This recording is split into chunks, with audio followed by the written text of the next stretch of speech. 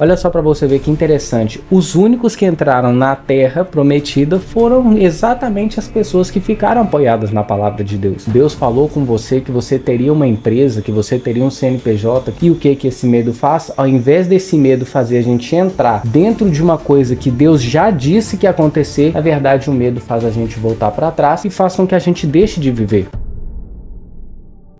Irmãos, tudo bem com vocês? Estou de volta no canal, se inscreve, ativa o sininho, ativa as notificações, que eu vou voltar com muitos vídeos aqui no canal. E eu quero muito falar um assunto muito importante com cada um de vocês. Eu não sei vocês, mas tem momentos que nós enfrentamos uma crise de fé. Tem momentos na nossa vida que a gente para, que a gente fica com medo. Tem momentos na nossa vida que realmente a gente fica travado. Eu confesso para vocês que nesse período que eu fiquei parado, sem fazer vídeos aqui no canal, até sem fazer vídeos muito no Instagram, eu tenho enfrentado meio que uma crise de fé, né? Porque algumas coisas não saem como a gente estava esperando. A gente acha que a gente vai viver uma coisa melhor só porque a gente busca a Deus, só porque a gente faz até alguma coisa para Deus. E minha vida, ela não tem problemas, tá tudo bem, graças a Deus. Eu tô trabalhando, eu tô estudando, eu tô conseguindo fazer todas as minhas coisas. Mas sabe aquele momento de secura espiritual? Aquele momento em que você começa até a perguntar mesmo se foi Deus que te chamou, se era coisa da sua cabeça. E tudo isso gera medo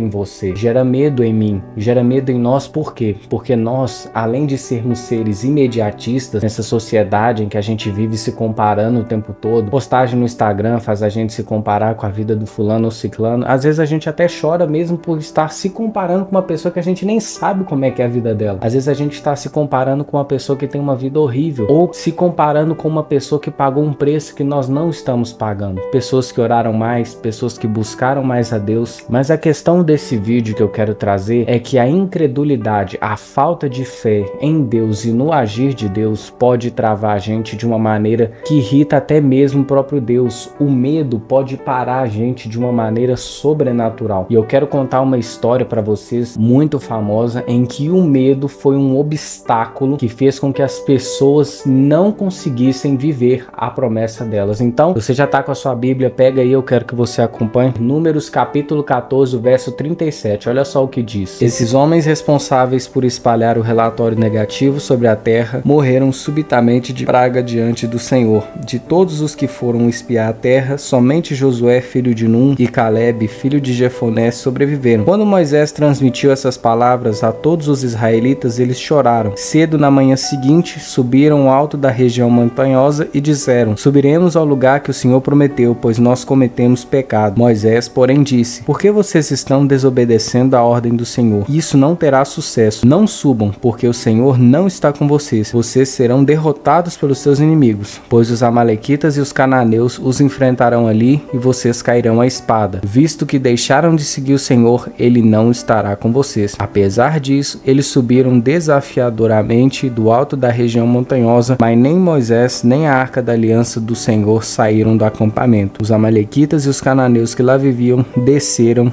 e os derrotaram e os perseguiram até Hormá. O que está acontecendo nessa história? Depois do povo ficar um certo tempo no deserto, peregrinando e até mesmo provocando a Deus com as murmurações deles, eles chegaram no momento de finalmente conquistar a promessa deles. Por mais que eles foram teimosos, por mais que eles irritaram a Deus, por mais que eles fizeram muita besteira, de todas as coisas que Deus teve muita paciência com eles, essa foi a gota d'água para Deus. E o que aconteceu? Deus decidiu dar um fim no deserto deles e falou: olha, agora vocês têm que entrar, vocês têm que enfrentar ali, vocês precisam enfrentar ali aquele povo que faz parte daquela terra, porque aquela terra é de vocês, e eu quero que vocês conquistem essa terra. Essa era a ordem de Deus. Então Deus separou um espia de cada tribo para poder espiar a terra e ver se a terra era boa mesmo. E aí o que aconteceu? A primeira coisa que eu observo Deus fazer, por que Deus não mandou eles invadirem logo de uma vez, mas antes Deus mandou eles verem o que tinha dentro daquela terra? Eu acredito que Deus mandou eles olharem antes porque ele queria ver a fé do povo. Eu tenho certeza que foi por causa disso. Ele queria ver se o povo ia acreditar que ia conseguir ou não. Enfim, foram 12 espias para aquela terra, ver se aquela terra era boa mesmo, e eles foram lá, todos os 12 espias. 10 desses 12 espias voltaram com um relatório negativo. Falaram que tinha gigante, falaram que tinha muitos problemas, falaram que as cidades eram fortes, falaram que tinha muralhas, falaram 1 milhão de coisas que desanimou desanimou todo mundo. Mas Josué e Caleb falaram: gente, nós vamos conseguir porque Deus está do nosso lado. Inclusive, esses dois foram os únicos que entraram. Então o povo ficou ali diante de duas vozes. Por mais que a voz da maioria estava falando ao contrário do que Deus disse, dois homens estavam apoiados na palavra de Deus. E quando esses dois homens estavam apoiados na palavra de Deus, olha só para você ver que interessante, os únicos que entraram na terra prometida foram exatamente as pessoas que ficaram apoiadas na palavra de Deus. O que acontece na nossa vida é que muitas vezes nós vemos desafios, nós vemos coisas que nós temos medo. Olha só que engraçado, uma situação que a gente não acredita que vai dar conta. Que tipo de situação? Você tem uma certeza em Deus, ou Deus falou com você que você teria uma empresa, que você teria um CNPJ, que você conseguiria conquistar algo que é muito do desejo do seu coração, que você ia conseguir comprar um carro, enfim, várias coisas que Deus pode prometer para a nossa vida comum. E mediante a isso, quando nós chegamos justamente na parte de concretizar, entrar no financiamento do carro, pagar um contador para abrir o CNPJ, começar uma coisa nova, nós ficamos com medo porque a gente começa a pensar, será que foi Deus mesmo que falou? E o que esse medo faz? Ao invés desse medo fazer a gente entrar dentro de uma coisa que Deus já disse que ia acontecer, na verdade o medo faz a gente voltar para trás e faz com que a gente deixe de viver. Eu mesmo estou enfrentando esse momento de medo mesmo. Eu não vou ser hipócrita para vocês. Eu não posso aqui falar como se eu fosse um bastião da fé, como se eu fosse o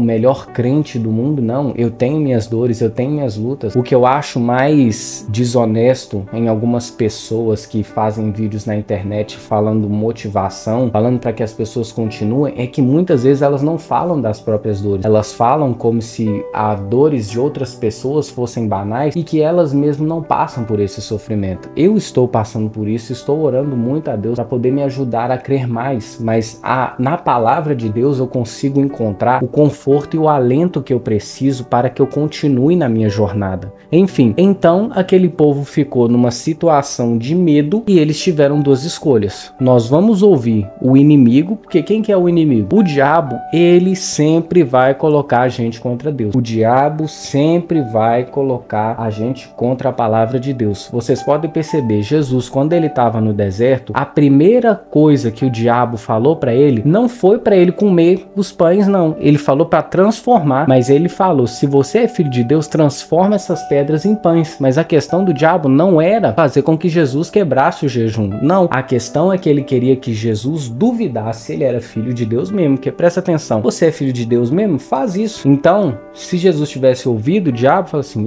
eu tenho que ver se eu sou filho de Deus mesmo, e ele ia lá e transformar as pedras em pães, mas ele ia cair na sugestão do diabo, ou seja, ele ia procurar uma confirmação no diabo, tipo assim, ele teria que mostrar pro diabo que ele era filho de Deus. Não, para Jesus já bastava o que Deus tinha acabado de falar, que assim que ele saiu da água, o Espírito Santo foi lá e falou, você é meu filho. Aí o diabo chega no deserto e fala, se você é filho, não, o problema nosso, nós muitas vezes, nós queremos provar para as outras pessoas o que Deus fala para nós. Se Deus fala que nós somos amados, irmão, o mundo pode estar contra a gente, nós somos amados por Deus. Ah, mas é muito difícil a vida, o que adianta ser amado por Deus se eu não tenho prazer aqui na terra? Irmão, entenda uma coisa, se você for amado por Deus, pelo menos na glória, nós vamos entrar. Aí você pode pensar, ah, mas a glória está muito longe. Não, muito pelo contrário, a glória nunca esteve tão perto. Por quê? A nossa vida é muito curta. Você que já teve vó, você que já teve mãe, você que é mãe, você que é pai, você sabe como que o tempo passa rápido. Ontem mesmo você tinha 15 anos, hoje você tá com 40. Ontem mesmo você era novo e agora você tá velho, você tá chegando pros finalmente da sua vida. Eu já fui uma criança, já fui adolescente, hoje eu sou um adulto. Não tem como a gente viver de uma maneira como se a gente não envelhecesse, como se a glória estivesse longe. Inclusive, quem que te garante que amanhã você vai estar vivo? Pode ser que esse é o último vídeo que você tá assistindo na sua vida. Eu não sei o que vai acontecer. Você não sabe o que vai acontecer. Pode ser o último vídeo que eu tô fazendo. Eu não sei o que vai acontecer, se eu vou sofrer um acidente, eu não faço ideia. Eu acredito que Deus tem mais coisa para fazer comigo na terra. Mas se hoje for meu último dia, depois eu postar esse vídeo for meu último dia, eu não posso fazer nada. Então a glória, ela tá logo ali. Se você ficar pensando que a glória tá longe, você sempre vai viver de uma maneira desregrada, de uma maneira sem tentar se aproximar de Deus, porque já que tá longe, para que você vai se apressar, né? Mas enfim, o que eu queria falar é o seguinte, a voz do inimigo é a voz da dúvida. dúvida. Se Deus já falou, então tá falado, acabou. Deus falou que o povo ia conquistar a terra. E esse versículo e esse capítulo que eu li para vocês conta o seguinte: beleza, Moisés falou com eles assim: vamos lá e vamos invadir a terra. O povo, sabe o que o povo fez? Começou a chorar, começou a murmurar. Eles queriam até apedrejar Josué, Caleb, Moisés, Arão. Eles queriam fazer isso, mas a glória de Deus se manifestou na terra numa nuvem tremenda no meio do acampamento. É o que você vai ver se você ler esse capítulo 14 inteiro. E Deus falou: agora essa foi a gota d'água, vocês vão ficar no deserto 40 anos. Então, ou seja, olha só para vocês verem, o medo deles, além de